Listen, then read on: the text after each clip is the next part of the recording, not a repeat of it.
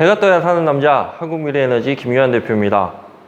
지난 시간에는 FIT에 관련된 내용에 대해서 제가 한번 설명을 드렸고, 오늘 이 시간에는 또 다른 내용에 대해서 좀 더 말씀을 드리고 싶어서 여러분들이 좀 관심 있을 만한 내용으로 계속해서 찾아서 이야기를 해드리고는 있는데, 그 내용이 어떤 것들이냐에 따라서 약간 정치적인 얘기일 수도 있는 거고, 그 다음 정책적인 얘기일 수도 있는 거고, 그거를 바라보는 사람의 약간 성향에 따라서 좀 다르게 좀 표현이 될 수도 있는 뭐 이런 상황이기 때문에 좀 그런 것들을 좀 감안을 해서 우리는 태양광에 대해서만 생각을 해보고자 하는 그런 유튜브이기 때문에 태양광에 대해서만 저희가 한번 말씀을 드리도록 하겠습니다. 그래서 오늘은 약간 좀 민감한 얘기일 수도 있는데요. 오늘은 뭐 태양광 회사 대표가 말해주는 태양광 이야기 3편. 그래서 박근혜 정부와 문재인 정부, 지극히 태양광 정책만 두고 보면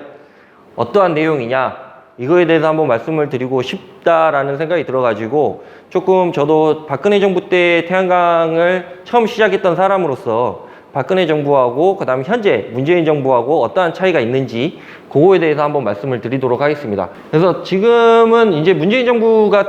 들어서고 지금 뭐 3년 4년 뭐 이렇게 지나가고 있는 그런 시점이기 때문에 그거에 대해서는 지금 현재 정책에 관련된 이야기들을 더 나중에 좀 더 재미있고 아니면 좀 관심 있을 것 같은 내용에 대해서 더 말씀을 드릴 수 있을 것 같고, 문재인 정부 같은 경우에는 처음에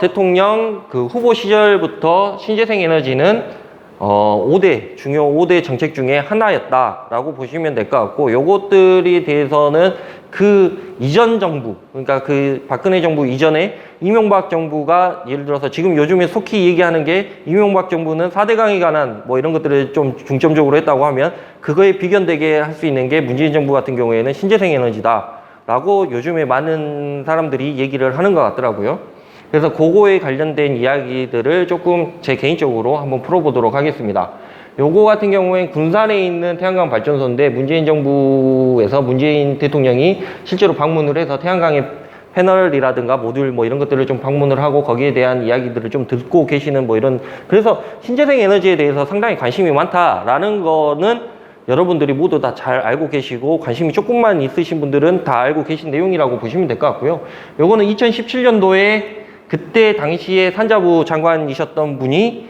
뭐 2030년까지 원전 35기 물량 태양광 풍력을 짓겠다라고 말씀을 주신 거고, 요즘에 제가 많이 듣는 이유가 뭐 이렇게 처음 초면이신 분들을 만나게 되면 무슨 일 하세요? 라고 물어보면 제가 태양광 사업합니다 라고 얘기를 하면 대부분 사람들이 요즘에 뭐 문재인 정부 들어서면서 태양광에 관한 뭐 이런 정책들을 많이 펴니까 일하시기가 상당히 편하시겠네요 라는 얘기를 많이 듣습니다. 근데 실질적으로 그런 것들을 물어보시는 분들은 태양광 산업에 대해서는 아예 좀 모르시거나 아예 관심이 없으신 분들은 이제 그렇게 물어보실 수 있을 것 같은데, 실질적으로 문재인 정부 들어서면서 각종 규제라든가 뭐 제한 뭐 이런 것들이, 법률 뭐 이런 것들이 많이 생기면서부터 상당히 힘들어졌던 것들이 사실인데,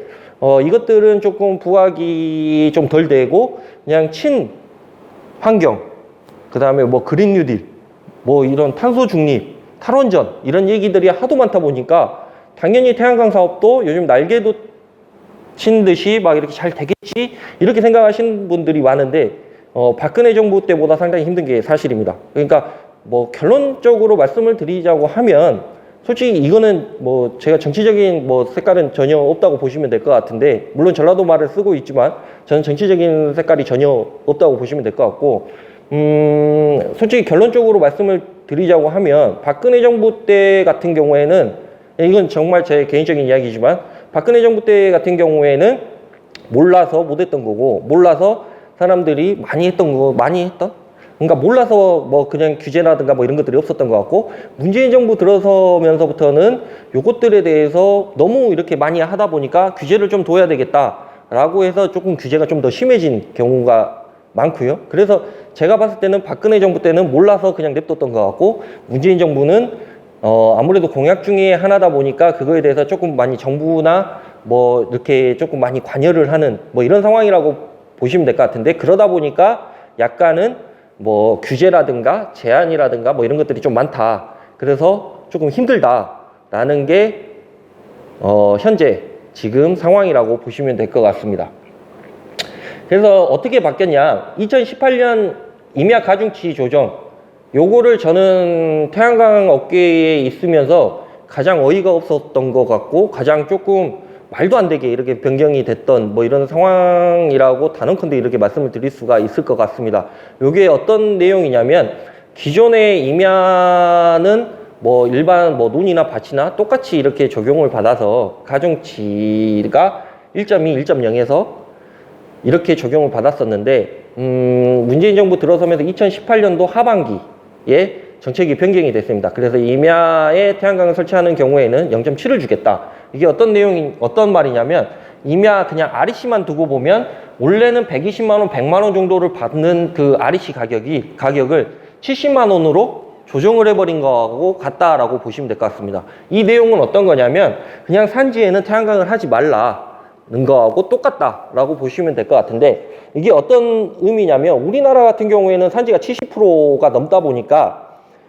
태양광을 하기 위한 각종 조례라든가 규제라든가 뭐 법률이라든가 뭐 이런 것들 다 확인을 하다 보면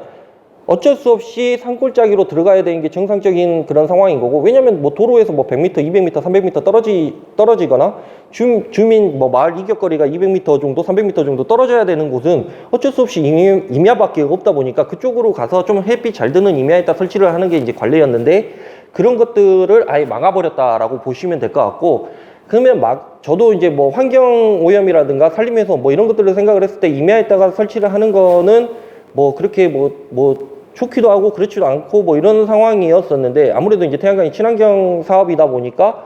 그러면 임야에다 설치를 하는 것도 나쁘지는 않은 건가? 아니면 임야에다 설치를 하는 건 좀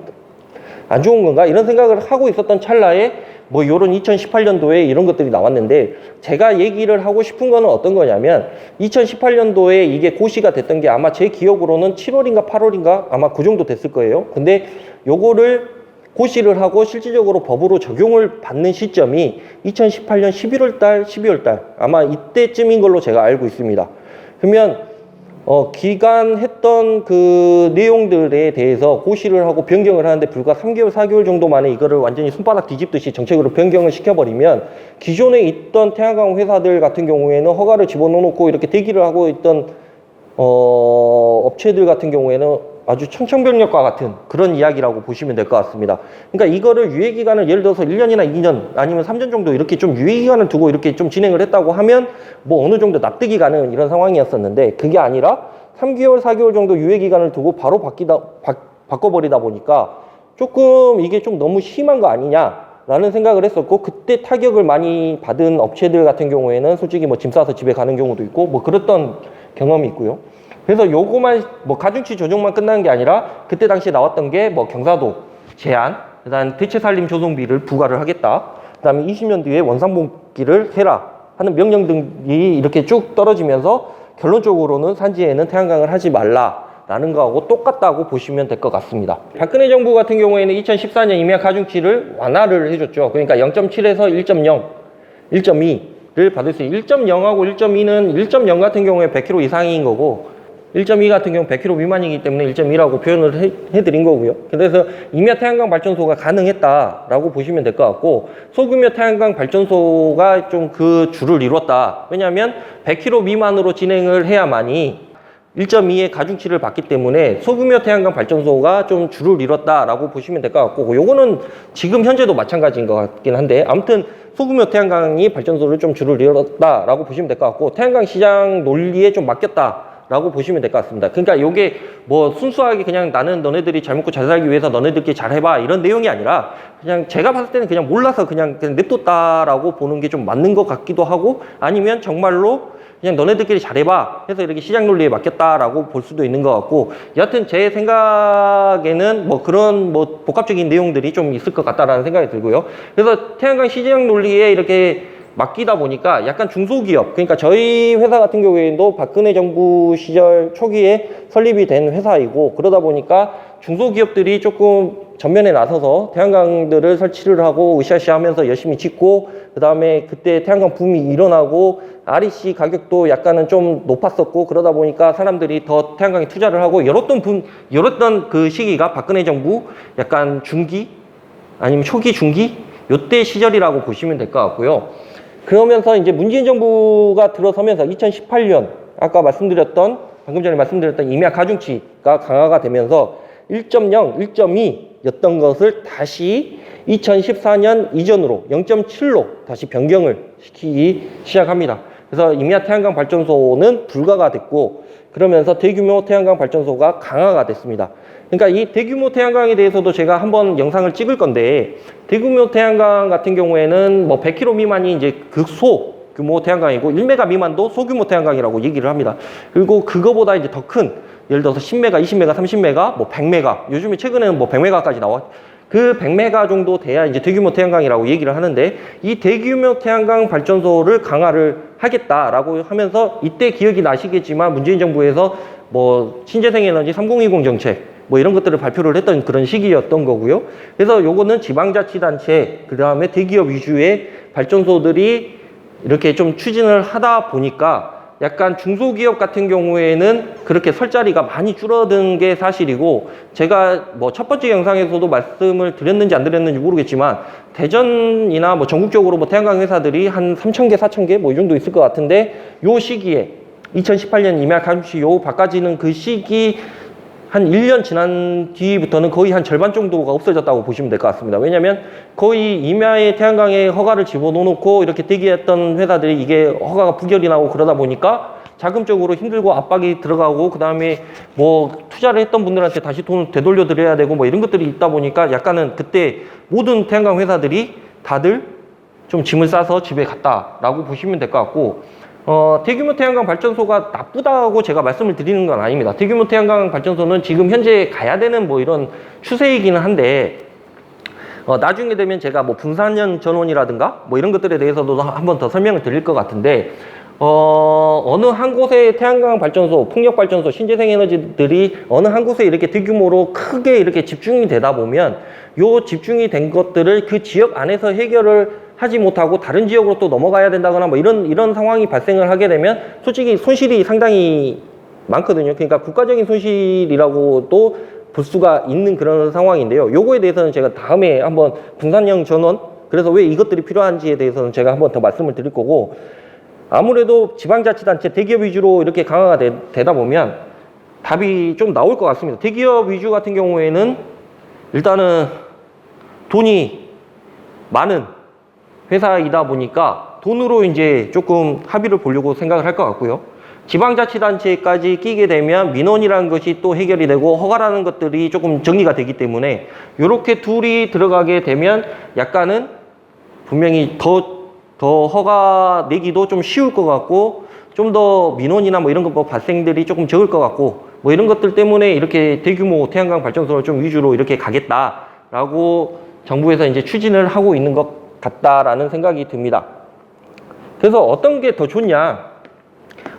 좋냐라고 얘기를 하게 되면, 저는 이게 더 좋다 저게 더 좋다라고 말씀을 드리는 것은 약간 정치적인 얘기일 수도 있으니까 좀 그런 거고, 임야 태양광 발전소 때문에 상당히 민원이 많이 들어갔던 것들은 사실입니다. 그러니까 뭐 태양광 결사 반대 이렇게 뭐 포털사이트에 검색만 해봐도 머리를 깎고 나는 뭐 우리 집 뒷산에 태양광을 하는 거는 결사 반대를 하겠다. 그 다음에 무슨 공주시청에 무슨 점거농성을 한다거나 뭐 이러한 경우들이 상당히 있었습니다. 임야에다 태양광을 하는 경우에. 그러니까 저도 고속도로를 타고 가다 보거나 아니면 뭐 시골 뭐 이런 동네를 가다 보면 임야에 태양광을 해놓은 것들을 많이 볼 수가 있는데, 과연 저게 적합한 태양광인가? 저게 과연 안전한가에 대해서 이렇게 생각을 해보면, 그렇게 또 봐보면 그렇지 않는 발전소들이 간간히 보이는 것 또한 사실이에요. 근데 그렇지 않고 정말 튼튼하게 정말 이거에 대해서 정말 사명감을 가지고 프라이드를 가지고 이렇게 지어놓은 발전소들도 상당히 많거든요. 그러니까 임야 태양광은 어쩔 수 없이 해야 되는 그런 사업입니다. 우리나라 같은 경우에는, 제 생각으로는 우리나라 같은 경우에는 뭐 산지가 일단 70%가 넘기 때문에 어쩔 수 없이 임야 태양광을 약간은 제한적으로라도 허용을 해줘야 되는 게 사실인데, 아까 말씀드렸다시피 뭐 경사도 제한이라든가 뭐 어떠한 뭐 원상복구라든가 가중치라든가 이런 것들이 너무 제한이 들어있다 보니까 당연히 태양광 회사들은 임야 자체를 볼 필요가 없는 그런 상황인 거고요. 그래서 조금은 규제에 대한 완화가 좀 필요할 것 같다라는 게 이제 제 생각인 거고, 다만 이제 민원을 어떻게 해결을 할 것이냐 이런 것들이 조금 숙제가 남은 것 같고, 뭐 최근에는 산자부에서 뭐 표준거리 제한 뭐 이런 것들을 좀 만드는 표준안을 좀 만들겠다라고 얘기를 하는데, 그런 것들에 대해서 다음 시간에 제가 또 말씀을 드리겠지만, 여하튼 그런 것들도 필요하고, 문재인 정부 들어서는 약간은 조금 대기업 위주로 간다. 그래서 중소기업들이 좀 설 자리가 없어졌다 라고 보시면 될 것 같고, 문재인 대통령께서 신안에 가셔서 풍력 5기가를 설치를 하겠다. 해상 풍력 5기가 해서 세계 풍력 시장의 한 5위 정도를 이렇게 유지를 하겠다라고 말씀을 하시는 걸 보고, 그리고 결정적으로는 거기에 해상 풍력이 있는 그 근거리 주민들은 평생 신재생 에너지 연금을 받는다라는 이런 말씀을 하신 거를 보고, 솔직히 저는 그게 과연 맞을까? 과연 괜찮은 이야기일까? 과연 이 공유제를 통해서 그렇게 하는 게 맞는 걸까? 이런 생각을 많이 하는 계기가 됐습니다. 그래서 해상풍력도 좋죠. 당연히 신재생 에너지는 탈원전으로 가야 되는 가장 키 열쇠인 게 맞는 거고, 그 다음에 신재생 에너지는 친환경이고, 그 다음에 탈원전 정책, 그 다음 탄소 중립국가, 그 다음 정책적인 세계적인 변화, 뭐 이런 것들을 다 토탈해서 신재생 에너지로 가야 되는 게 맞다고 생각을 하는데, 그 전제는 맞지만 그 방식이 조금 문제가 있지 않나, 이런 생각을 아주 많이 하고 있는 그런 시점입니다. 그래서 그런 것들을 생각을 했을 때 조금은 더 유하고 조금은 더 좀 잘 할 수 있는 이런 정책들이 분명히 있을 것 같은데, 그렇지 못하고 왜 저렇게 정확하게 뭐 어느 지역에 가서 저렇게 말씀을 하시고 왜 어떻게 좀 진행을 하고 이런 것들, 그러니까 조금 현업에서 일하고 있는 사람들의 이야기를 좀 들어보고 이것들을 정책들에 대해서 반영을 한다거나 이런 것들이 있어야 되는데, 그냥 뭐 태양광 발전소 100km도 안 갖고 있는 사람들, 이런 사람들의 추중해서 혹은 뭐 공무원들의 이야기들만 듣고, 그 다음에 대충 봤을 때 내가 생각했을 때 이럴 것 같은데 저렇게 바꿔버려야지, 이렇게 하는 거는 좀 아니지 않나, 이런 생각을 하고 있습니다. 그래서 그런 것들에 대해서 현재 태양광 회사들이나 태양광 발전소를 갖고 있으신 분들을 통해 가지고 이야기를 할 수 있는 뭐 이런 계기가